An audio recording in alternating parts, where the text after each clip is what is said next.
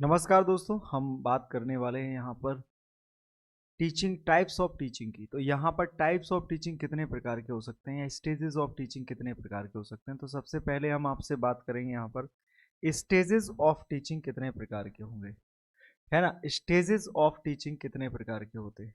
अगर हम आप बात करें स्टेजेस ऑफ टीचिंग कितने टाइप्स के होते हैं, तो स्टेजेस ऑफ टीचिंग यानी शिक्षण की अवस्थाएं कितनी होती हैं। तो अगर आपसे यहाँ से पूछ लिया जाए तो आपको बताना है शिक्षण की जो अवस्थाएं हैं, शिक्षण की जो अवस्थाएं हैं वो तीन अवस्थाएं यहाँ पर बताई गई, थ्री टाइप्स बताई गई, थ्री टाइप्स यहाँ पर बताई गई हैं।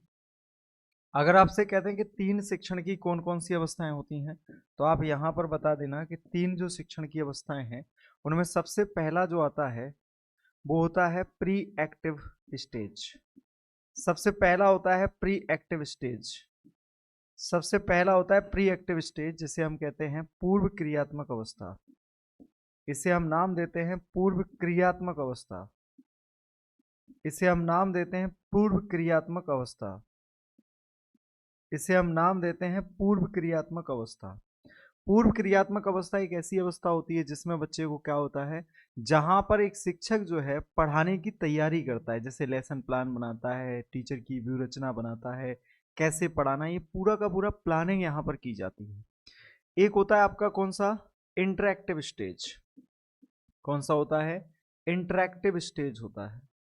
कौन सा होता है, इंटरैक्टिव स्टेज होता है। वास्तव में इंटरैक्टिव स्टेज क्या है मेरे दोस्त, तो यहां पर इसे हम क्रियात्मक अवस्था कहते हैं या अंतः क्रियात्मक अवस्था कहते हैं। इसे अंतः क्रियात्मक अवस्था कहते हैं, अंतः क्रियात्मक अवस्था कहते हैं। इसमें होता क्या है, तो आपको बताना है इसमें बच्चा क्या, जो शिक्षक जो होता है वो यहाँ पर जो तैयारी की होती है ना, वो यहाँ पर उसे इम्प्लीमेंटेशन करता है, मतलब इनको लागू करता है। जैसे कि पढ़ाता है, यहाँ लेसन प्लान बनाया था, यूनिट प्लान बनाया था, तो उसको यहाँ पर अप्लाई करता है। मतलब शिक्षण क्लासरूम में इंटरेक्टिव होता है स्टूडेंटों से यहाँ पर, और अपने ज्ञान को बच्चों तक पहुंचाने का कोशिश करता है। ये तरीका उसका कहलाता है इंटरेक्टिव स्टेज या इंटरेक्टिव स्टेज, इसको हम कह देते हैं। इसके बाद जो तीसरा आता है इसे हम नाम देते हैं पोस्ट एक्टिव स्टेज। क्या नाम देते हैं इसे हम, पोस्ट एक्टिव स्टेज कहते हैं। इसको हम नाम देते हैं पोस्ट एक्टिव स्टेज। और जो पोस्ट एक्टिव स्टेज है इसे हम क्या कहते हैं, उत्तर क्रियात्मक अवस्था कहते हैं। इसको हम नाम देते हैं उत्तर क्रियात्मक अवस्था। क्या नाम देते हैं हम इसको, उत्तर क्रियात्मक अवस्था नाम देते हैं। तो आपको बताना है उत्तर क्रियात्मक अवस्था क्या होती है, तो आपको बताना है पोस्ट एक्टिव स्टेज का मतलब है सीधा सा जहां पर हमारा सीखना सिखाना यानी टीचिंग लर्निंग प्रोसेस कितनी सफल रही या कितनी असफल रही, यानी कि हमारी सफलता असफलता को जांचने का जो प्रयास किया जाता है वो होता है पोस्ट एक्टिव स्टेज में। तो पोस्ट एक्टिव स्टेज क्या है, अगर हम मोटे मोटे तौर से जर्नली भाषा में कहें तो ये प्लानिंग है। ये टीचिंग के लिए जो आप लेसन प्लान बनते हैं तो ये प्लानिंग का इसमें होता है। इसमें टीचिंग होता है ना। इसमें टीचिंग होता है यानी शिक्षक और इस टीचर और स्टूडेंट के बीच में इंटरेक्शन होता है। और इसमें क्या होता है, तो इसमें एवेल्युएशन होता है ना। एवेल्युएशन होता है या मेजरमेंट होता है, बच्चे की क्षमता का नापन मूल्यांकन किया जाता है कि बच्चा कितना सीखा, है ना, कि जो सीखा है उसको उसने कितना वैल्यूएबल समझा है, जो सीखे गए ज्ञान को कितना जीवन में उतार पाया है। तो शिक्षा बालक को कितना प्रोडक्टिव लाइफ जीने के योग्य बना पाई है, ये पता लगाना। तो ये सबसे पहली स्टेज थी जहां पर हम पढ़ाते हैं, सॉरी यहाँ पर हम प्लानिंग करते हैं, यहाँ पर हम पढ़ाते हैं, और यहाँ पर पढ़ाने के बाद बच्चा कितना सीखा हम ये जानने की कोशिश करते हैं। ये तीनों स्टेप अपने आप में सबसे महत्वपूर्ण है।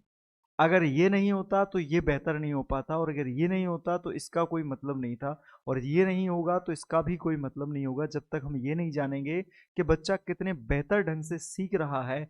तो सीखने के लक्ष्य या सीखने के उद्देश्यों को पूरा भी नहीं किया जा सकता।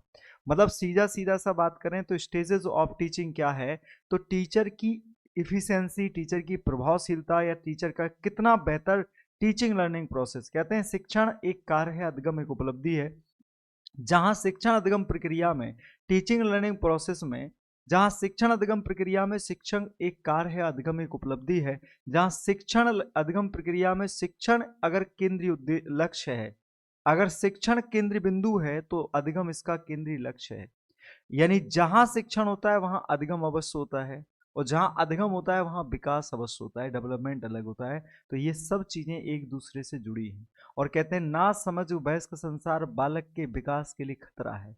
मतलब जो इसको नहीं जानते कि कैसे विकास होता है, कैसे सिखाया जाता है, वो समाज इसके लिए सीखने में खतरा है। बच्चे का दिमाग एक तरीके से कोरे कागज यानी टबुला रोसा की तरह होता है, खाली स्लेट या कोरे कागज के समान होता है। उस पर कुछ भी लिखाया जा सकता है, एक बच्चे को कुछ भी बनाया जा सकता है। वाटसन कहते हैं कि आप हमें एक बच्चा दीजिए, हम उसे डॉक्टर, इंजीनियर, वकील, अपराधी कुछ भी बना देंगे।